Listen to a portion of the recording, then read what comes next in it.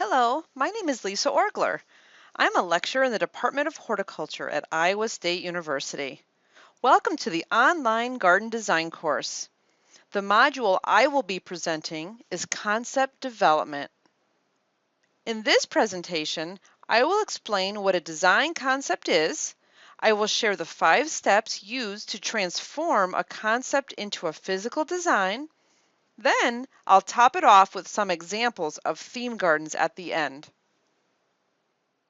A design concept is an idea that combines everything in your design towards one focus. You may ask, why have a concept? By having a focus, it's easier to choose structure, colors, hardscape, and plant materials for your garden. Here are 3 examples of design concepts. The first focuses on a memory of Colorado. The second focuses on pink lemonade and summer picnics with a sustainable theme. And the third is influenced by a favorite drink of the client, the latte. Concepts can be very personal, which makes the final design so much richer. To take the written concept statement towards a physical design, just follow these 5 steps. Choose a theme, brainstorm, research, translate to physical forms, and then create the final plan. I'll cover these in more depth in the following slides. Step number 1, choose a theme. Choose something you adore. This can be a hobby, a color, a food, or even a favorite book or movie. For this presentation, let's use knitting as our theme. Step 2 is to brainstorm. Off the top of your head, list everything you can think of related to your theme. Don't hold back. The longer the list, the better. This is my list for knitting. It includes such words as yarn, ball, wool, scarves, patterns, etc. Step 3 is research. Research extends our brainstorming list. Brainstorming was off the top of our head, while with research we dig deeper. Find out more about your topic, visit the library, peruse the internet, talk to an expert. My research for knitting included exploring its history, vocabulary, and definitions, plus the types of stitches. The fourth step is translating our brainstorming and research lists into physical forms. This step includes several components, including colors, structure, hardscapes, furniture and ornamentation, and finally plant materials. For my knitting garden, I chose these 4 colors.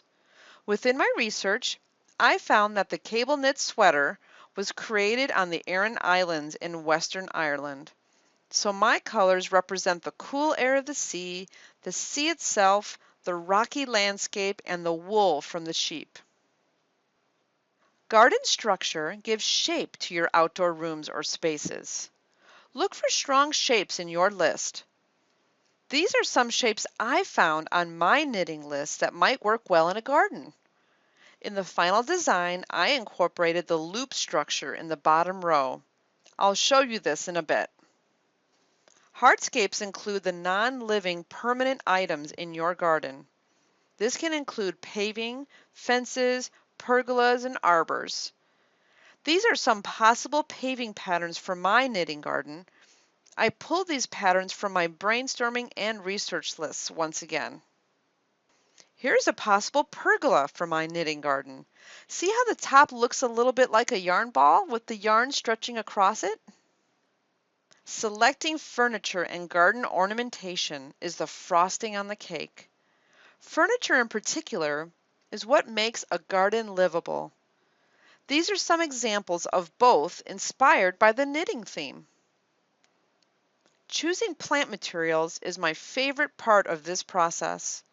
Narrow down your plant choices initially by the zone you live in and their cultural requirements. Then select plants by using the colors you've already chosen. explore plants that include names mentioned in your lists. Plus, it's always okay to include neutral plants like evergreens. Your final plan will pull together your colors, structure, hardscapes, furniture, and plant materials into a cohesive design that takes into consideration the site conditions, the client's needs, and design principles. This is the final knitting garden plan. Note the loop structure, basket weave pattern, knitted chairs, and yarn ball garden ornament. This is an example of another theme, a heavy metal garden. I went through the same process of creating a brainstorming and research list, then moved on to choosing colors, structure, and hardscapes once again. This slide shows the possible furniture inspired by metal, plus the colors black, silver, and gold.